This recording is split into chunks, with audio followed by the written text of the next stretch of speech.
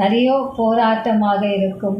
வாழ்க்கையில் சிக்கல்கள் ஏற்படும், குடும்ப பிரச்சனைகள், இதில் அரசியல் சம்மந்தப்பட்டது கூட வந்திருக்கு.